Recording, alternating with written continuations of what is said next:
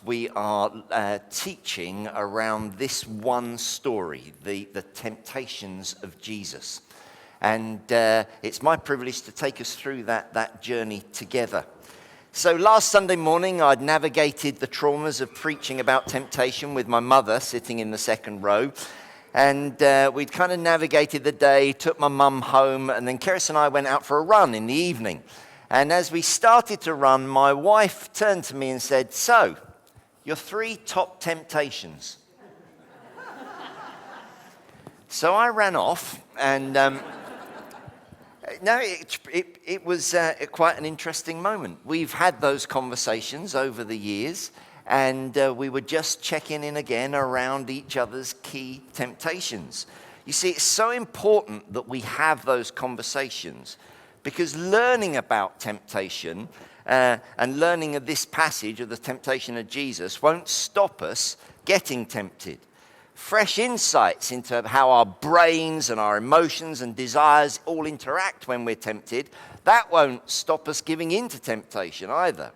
There is a cost and a pain involved to beating temptations. There are realities to be honest about, shame to overcome. Lifetimes of defeat in particular areas of our life won't roll over easily. But I'm absolutely convinced that if we work together, encouraging each other to come to Jesus, if we're honest with ourselves, then we can begin to experience transformation. Because learning to resist temptation is never as simple as simply saying no in the moment. There's a lot more going on. So let me just explain where we're going over this 4-week period as we look at this one story of Jesus. Last week, we were looking at the huge cost involved, what the stakes were when Jesus was first tempted. I distinctly remember learning that for the first time. I was in a minibus traveling into Belfast, and behind me was Bishop Graham Cray and a man that many of you will know from his writing called Jeff Lucas. And they were having a conversation, and as a young man, I was just listening in. And at one point, I turned around and started asking them questions. It was a 1-hour masterclass of theology. And at one point, Jeff Lucas turns to Bishop Graham Cray and said, "So at the temptations of Jesus, the universe was at stake." And Bishop said, "Yes, absolutely." And I just put my hand up and said, "Excuse me, just run that past me again." And they both looked at me as if okay, we'll slow down just so that you can keep up. They said, "Jesus is perfect, right? So in the temptations, there he is as the Son of Man. He is fully human, living in the power of the Spirit. He is looking to resist temptation by the power of the Spirit alone." It was a real temptation. What would have happened if he'd have given in? Well, first of all, God would cease to exist because God is perfect. Unlike the sound of this microphone this morning. Do I need to do anything differently, guys? No? Okay, I'll just keep still. But because Jesus holds the universe together, so the entire universe was at stake. You and I would have ceased to exist if Jesus had given in to temptation. Nothing would be anymore. And so the stakes were huge. There is always more at stake than we realize. And last week we were talking about why temptation is so important for us to address, because if we give in, it shapes our future, it shapes our families, and it damages our faith. And so we were looking at the high stakes of what's going on in temptation. This morning, we're going to look at actually how temptation works. Because if we don't understand how it works and how it interacts with our thoughts and desires, we're lost. And then the final 2 weeks, we're going to be looking at, okay, so what are our strategies for resisting temptation? So I wonder if we can have the first slide up this morning. I just want to rename this series, Anyone for Cheese. That's the thrust of this series, thinking around temptation. And incidentally, next week, as Emily said, The prayer meeting is going to be very different next week. I'm going to teach the third part of this series on Zoom next Sunday night. And then we've been looking for a while to how can we do Q&A, which proved to be so popular during lockdown. We're going to do some Q&A around this teaching on temptation next Sunday evening. And then for those who can stay on, we're going to be praying together around this stuff next Sunday night. So do join us for that. So last week we looked at what's at stake, and this week we're going to look at temptation, at how temptation actually works. So let's go to the text if we can, because embarrassingly, I didn't get even to the end of verse 1 by the end of last week's sermon. We only managed to look at the very first part of the text. Then Jesus was led by the Spirit in the wilderness to be tempted. That's as far as we got last time, but we didn't finish the sentence off. He was tempted by the devil. Let me say a word about the devil this morning. Most people are aware of things in the world that are so truly horrific that we call them evil. Jesus personified the root of that evil and talked about its author and source being the devil or Satan, an evil, intelligent being, proactively provoking evil, actively opposed to all that is good. The purpose of his existence is the destruction of all that God has made good. And that includes you and me. Jesus described the devil in various ways in the Bible. He describes him as the prince of this world, not its rightful king, but incredibly influential nevertheless. Jesus also describes him as the father of lies. And of course, one of his most successful lies is that he doesn't actually exist. So that ensures people don't believe in him. The awful irony is, we now live in a world where almost no one believes in a personalized force of evil, the devil, but his wicked, destructive influence is all around us. The devil has people just where he wants them to be. Totally anonymous, he's totally unaccountable, and yet bordering on complete control. Now, I quite accept that there will be people listening to this morning who are not on that page. Maybe you're thinking about Christianity, maybe you're exploring the claims of Jesus, and you're saying right in your head at this moment, whoa, Andy, hey, I'm not on that page. I'm not someone who believes in a personalized evil, the devil. And I say, that's fine. But just listen in to the rest of this message if you're not a person of faith, and ask yourself this question. Does the Bible's teaching about temptation actually make sense of what I experience and feel? That's all. That's all you need to do. And as we said last week, if you're not a follower of Jesus yet, then you're off the hook on this teaching, because this is Jesus. The whole story of Jesus is about the temptations for someone who puts their trust in God, a loving God, and calls him Father. But notice this about the devil. God the Father is in charge of the testing of Jesus. Please note what it says in verse 1 really, really carefully. Jesus was led by the Spirit into the wilderness to be tempted by the devil. God the Father is in charge of this testing of Jesus. The devil's hostility towards Jesus is put to God the Father's purposes for Jesus. If you're writing notes this morning, let me say that again. The devil's natural hostility towards Jesus. Remember, he wants to destroy everything that's good, including God's Son. All that natural hostility is put to God the Father's purposes for Jesus. It was the Spirit of God that led Jesus into the wilderness to be tempted. The devil and God are not equals, not by a very long way. And here in the desert, just as it happened at the cross of Calvary, evil is turned back on itself to accomplish the purposes of God. Let you think about that. You may want to ask a question next Sunday evening. And then we get to verse 2. Now, there are some verses in the Bible which are profound and mysterious. Verse 2 of Matthew chapter 4 isn't one of those. It is a statement in the blindingly obvious. After fasting 40 days and night, Jesus was hungry. Oh, what a surprise that is. You don't say. Here is Jesus. He's been resisting the temptation to eat food because he's been wanting to focus on worshiping God the Father alone. He has been learning to trust not in his own strength, but in the Father's strength. That's why people fast.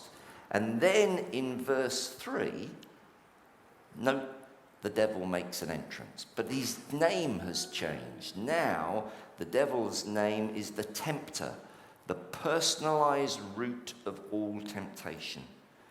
God allows us to be tested, but it's only the devil who ever tempts. That's what it says there. That's what it says in the story here, and that's what it says in James chapter 1 as well.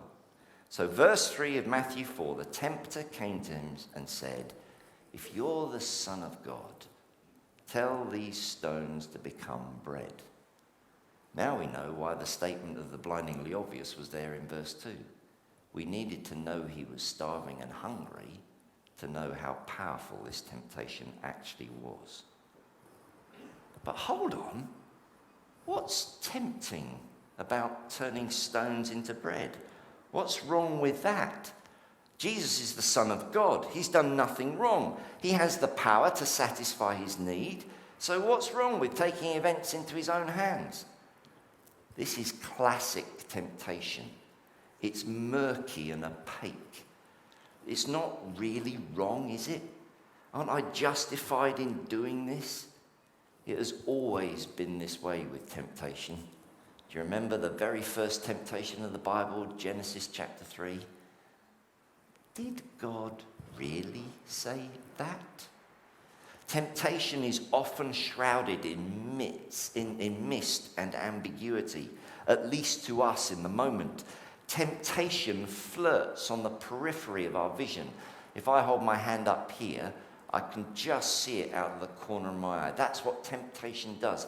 It flirts on the periphery of our thought processes, just undermining all that we're thinking and feeling in the moment. There's a picture that's going to appear on the screen by a Russian artist called Ilyan Repin. And it's a beautiful, powerful picture depicting what was actually going on in the temptations. It's just going to come up on the screen now. Can you see it? This is how temptation so often works. Is he really there? What's he really saying? He's right behind, whispering over the shoulder of Jesus and shrouded in kind of cloud and mystery. Remember, that's why we said last week that our first defense against temptation is to actually be honest about it, is to actually be honest with ourselves and with others. We said how Jesus had shared what had gone on with him in private, in the wilderness, with his disciples for a reason. And we need to learn to do the same. It's the first defense we have when it comes to temptation. But back to the story.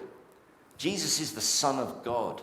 Miracles are part of what he's come to do, a sign of God's inbreaking kingdom. He'll go on to turn water into wine and kill fig trees. He'll calm storms and feed vast crowds.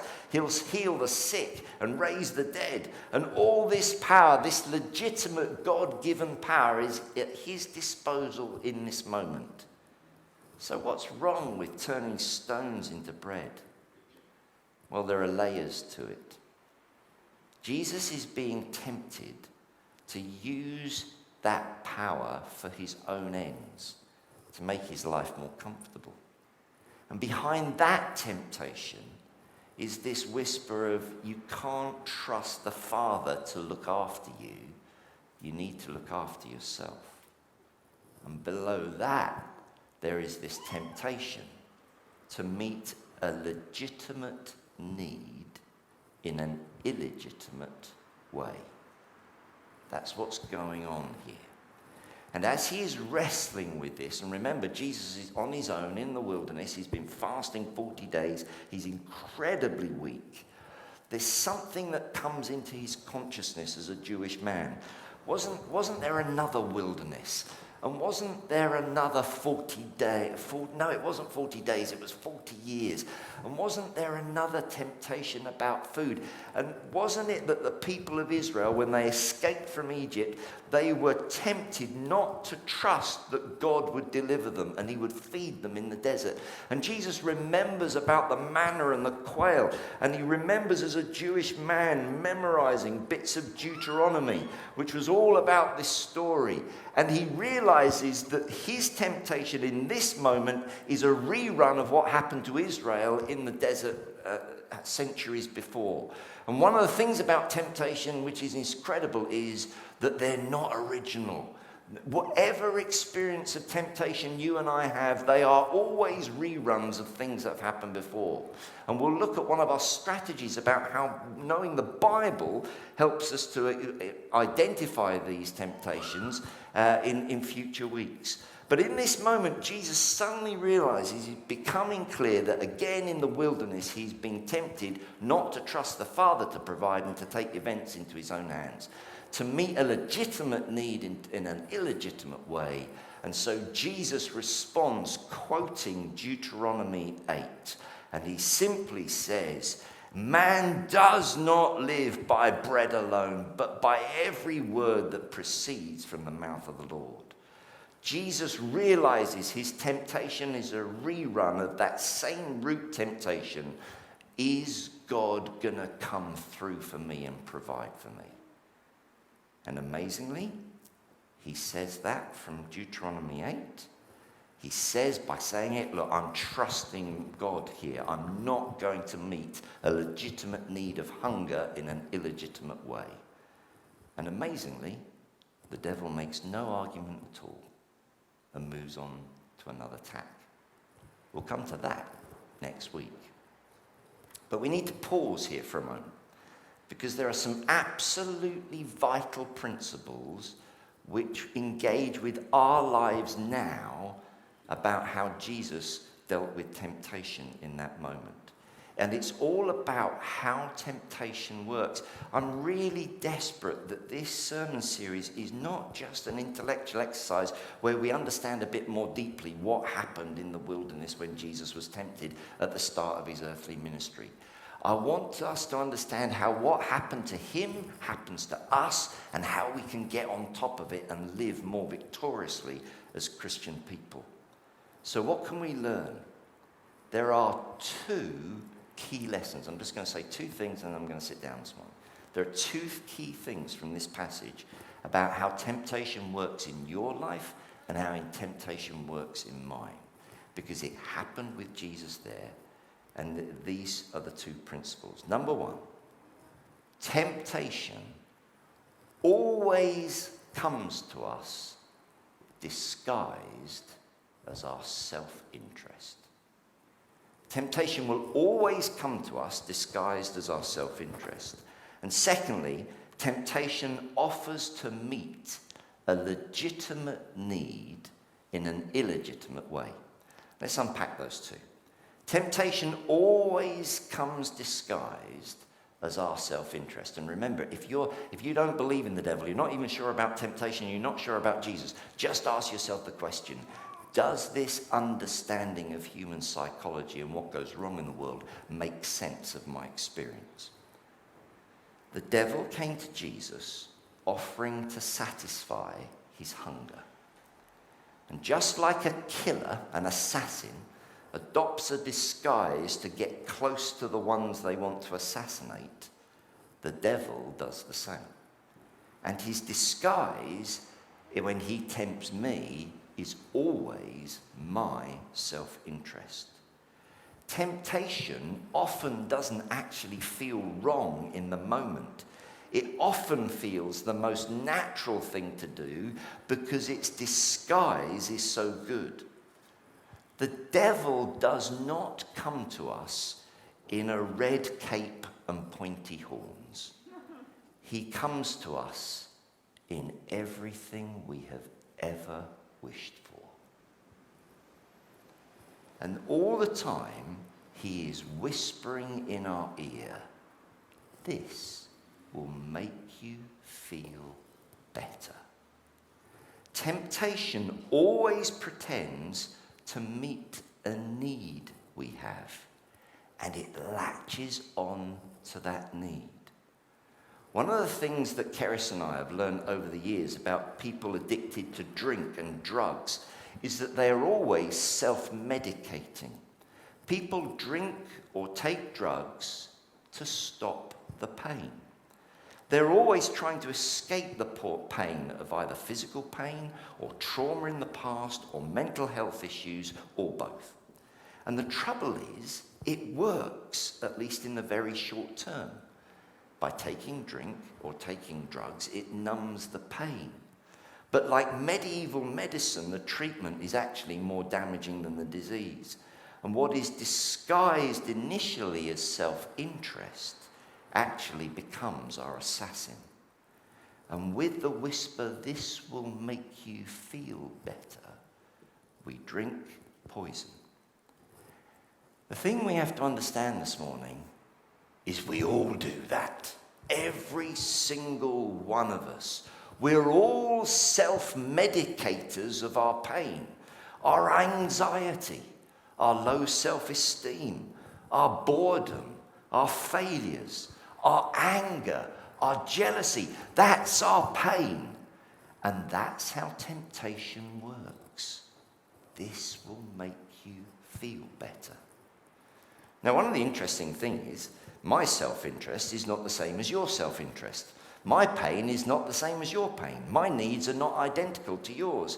So my temptations will be slightly differently to yours as well. We'll all be tempted to be selfish. There are some things that we will all share, but they will all have a different feel. In that sense, temptation is always bespoke.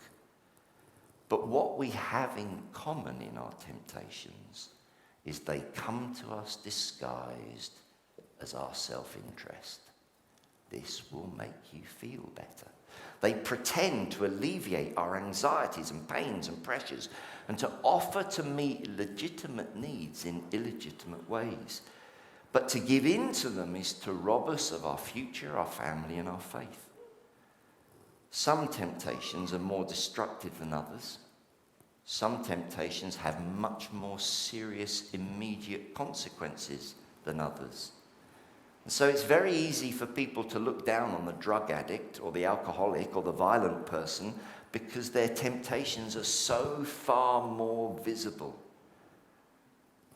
But when we do, we're blind to our own addictions, to greed, to pride, and self-righteousness, and the myriad ways we all turn to our own temptations to numb our pain. Our temptations are all about our coping strategies for life. And the ground at the foot of the cross really is level. So temptation always comes disguised in our self-interest. But temptation, secondly, is always to meet a legitimate need in an illegitimate way. Jesus' need for food was really legitimate. He was hungry. It was totally natural, totally understandable. But he was being invited to provide for himself in a way which failed to trust God for his provision. And that's exactly what happens to us. So that's the theory about how temptation works. Let's talk about some examples. Let's talk about some everyday temptations that you and I face and see how these two principles at work in the temptations of Jesus are at work in our lives. That it will always come to us disguised as our self-interest, and temptation is always to meet a legitimate need in an illegitimate way. So let's take an example from everyday life. Why do people lie? The temptation to lie, to not tell the truth. I had a conversation with a neighbour of mine, a week ago, where it was blatantly obvious they were lying to me. It was written all over their face. They didn't even believe the lie they were telling me. Why they thought I was going to believe it, I couldn't imagine. But why do people lie? We lie because it appears to be in our self-interest, to cover our tracks when we've done something wrong, to exaggerate our achievements when we've just been average, to put others down in order to build ourselves up. All of those things feel like this will make me feel better. It comes disguised in our self-interest. But what's the legitimate need behind lying? Well, the legitimate need is that we feel good about ourselves, that we feel safe, that we feel secure. And when we lie, we're trying to meet a legitimate need, but in an illegitimate way. Does that make sense? That wasn't very encouraging. Let's try another example. Let's take the example of somebody having an extramarital affair. She was lonely in her marriage, and her husband was always at work. And when he was home, he was so tired that he paid her barely any attention. So when somebody at the office starts paying her a great deal of attention, it feels great. And when they swap text numbers and they start messaging regularly, it's meeting a very, very deep-seated need in her. Everything within her craved for attention and to be loved. She had a legitimate need. She deserved to be loved. But to have the affair would meet that legitimate need in an illegitimate way. It would have a future and a family and a faith. It felt so right. This is making me feel better. But it'd be like drinking poison. Does that make sense? Okay, a few more notes. Let's try another example. Let's take the temptation to bear a grudge, to not forgive. When someone has been really badly wronged, there is a very deep-seated reaction of, I want justice. That's a very legitimate thing to want. Justice is good. But it seems to contradict in the way we feel the idea of just forgetting someone. It's as if it wasn't very important. And so it seems in the moment, in our self-interest, it will make us feel better to hold the grievance. But again, it's like drinking poison. We become bitter. And ironically, the person that we hate the most ends up being the major stakeholder in our lives. They become the controlling person as soon as you hold a grudge against someone. It's like drinking poison. Again, holding a grudge is trying to meet a legitimate need in an illegitimate way, and the temptation comes disguised as our self-interest. Is this making sense now? Thanks, mate. One more then. Our modern obsession with media. I bet you weren't expecting that temptation, were you? Spending way too long on media. How does that meet a legitimate need in an illegitimate way? How does that appear in our self-interest? Well, actually, it works in two ways. For half of us, the modern world is frenetic, pressured, full of demands, deadlines, and expectations. And we long for peace and calm and rest. And that's the legitimate need. Now, media can't actually offer us that, but what it can do is it can offer distraction from the stress, a numbing of the anxiety and the pressure by taking our minds and our emotions elsewhere. That's exactly how pornography works. It's a distraction from reality. But for the other half of the modern world, it means that actually we face unemployment, frustrating circumstances, loneliness and boredom. And our felt need then is for purpose and vision and excitement and meaning and fulfillment. And into that aching void, media in all its forms can't help. But it can distract us temporarily, offering us the escape. That's why the gaming industry is one of the biggest industries in the world. But what's so destructive about our modern world of media? Scrolling through Facebook is hardly the same as injecting crack cocaine. Playing Hitman 3 or Minecraft is hardly the same as having an affair. But the answer is that in excess, it means that we learn to completely distract ourselves from the truth and reality of our lives. We have a little place we go to, self-medicating our pain rather than learning to process it with Jesus. It's all about whether we trust him for our happiness. And that's where we'll pick up the story next week. So, we're finished. It's the end of week 2, and we've made it through 3 verses. What have we learned this morning? We've learned that the author of lies, whose biggest lie is that he doesn't exist, is at the root of every temptation and disguises temptation as our self-interest, inviting all of us to self-medicate with poison, always offering to meet a legitimate need in an illegitimate way, and always quietly whispering in your ear and mine, this will make you feel better. You see, if we don't understand how temptation works, we'll never understand how we're going to fight it. And that's why this week has been so important, as we then next week move to some of the strategies. But before I sit down, let me invite you to just shut your eyes for a moment. I want to ask you a couple of questions and then just give you a minute's silence to answer them.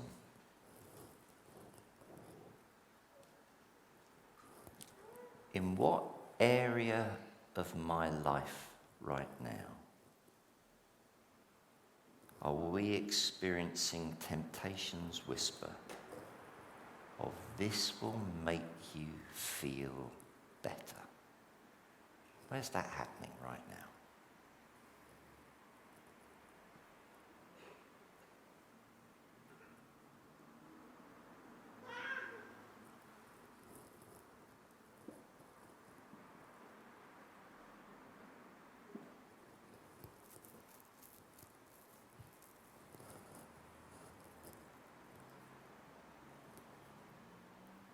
And then, what do you want to say to Jesus about that experience of temptation that you have?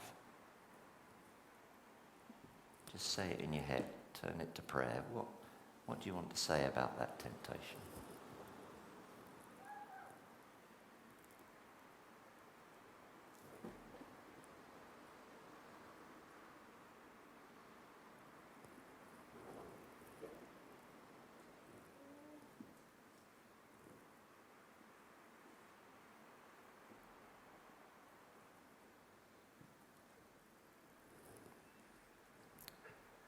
And then finally, what does Jesus want you to do next?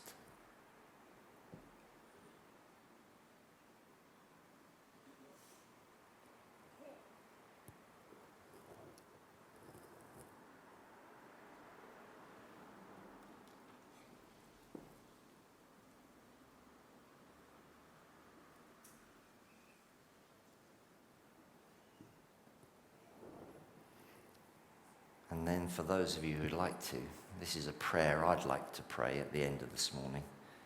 And if you want to make this your prayer, you join me by saying amen at the end.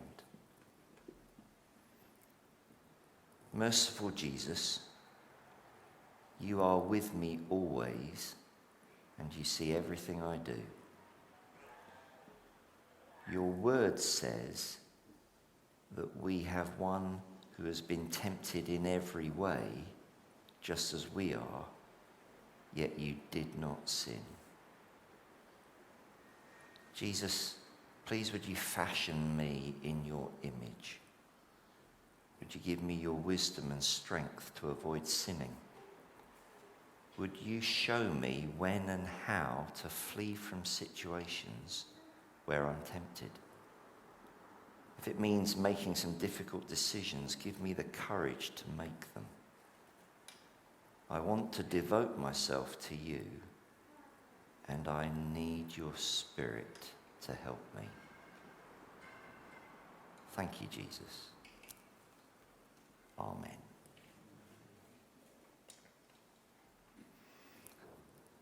Amen. I'm going to hand over to Rachel and the band to lead us out this morning, and we'll come back to the wilderness and temptations next Sunday evening.